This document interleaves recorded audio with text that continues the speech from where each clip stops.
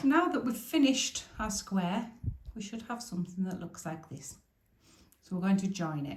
We're going to join it in quite a specific way. So we're going to start with a slip knot on your hook, and you're going to take 2 squares, and we need these, you know, I said to count the last row because we need these to kind of line up. So the pattern needs to line up, because if it's kind of off center, it can look a bit weird. So we've got to do it quite carefully. And we're going to use the back loops of the stitch only, which you're used to using obviously throughout this. So that's both loops, and we're just going to use the back loop. Now one of these will be facing away from you, so you have to be careful to use that back loop as it's facing away. And one of these will be facing towards you. That is the full stitch there, and that is the full stitch there. So your 2 back loops will be that one that's nearer to you and that one that's furthest away. And what that will give you is a nice little ridge in between, so you can see the ridge. And if you can't see the ridge, then you've missed that back loop. So we'll start right in the very corner stitch. If you can't see which stitch it is from the back, turn it over, insert your hook. So you've got that there, and we can see that one because it's facing from the front, and we're going into that back loop. And we're just going to slip stitch that. Not too tight, we don't want a tight join, so nice and loose. Pick up your next stitch and your next stitch and slip stitch. That's my dog clattering about. Next stitch, back loop, next stitch, back loop, slip stitch. And we're going to do that all the way across. Back loop, slip stitch. Back loop, slip stitch.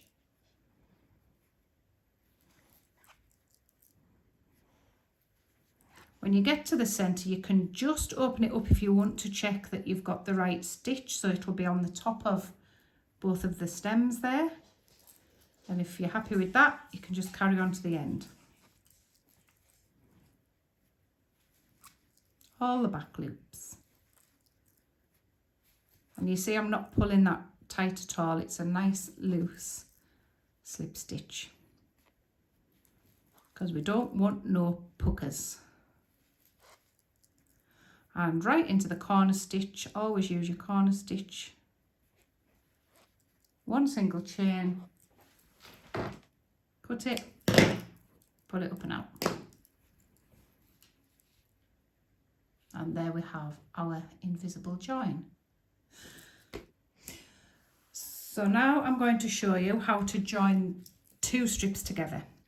But what you should be doing is, if your pattern asks for, or if this week asks for a row of 5, 1, 2, 3, 4, 5, you join all those 5 in one long row first. We'll get them all together and then we join it as a strip. But your very first week, we're going to be joining 2 pieces of 2 together. So let's do that. Slip stitch on your hook, and we're going to just place these face to face.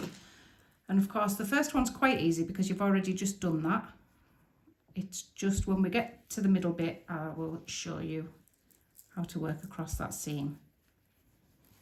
So, slip stitch all the way over. Back loop, slip stitch. Back loop, slip stitch.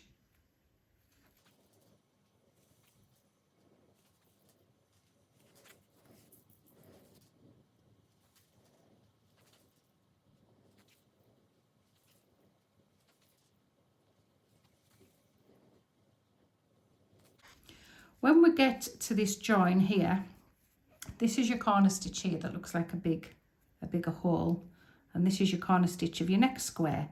So we're going to pick up both of those. So corner stitch and get the corner stitch of the back seam,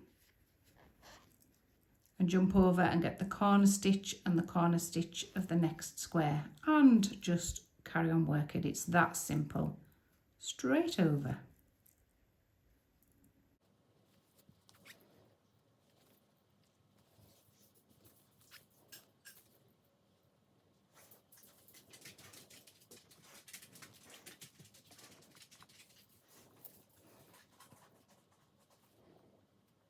And don't forget that very last corner stitch, that's quite important.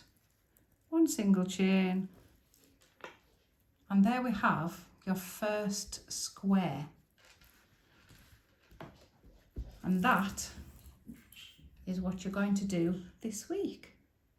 So off you go, make all your little squares. So I want 4 squares and I want them joined, and then you need to be back by the end of the week with this.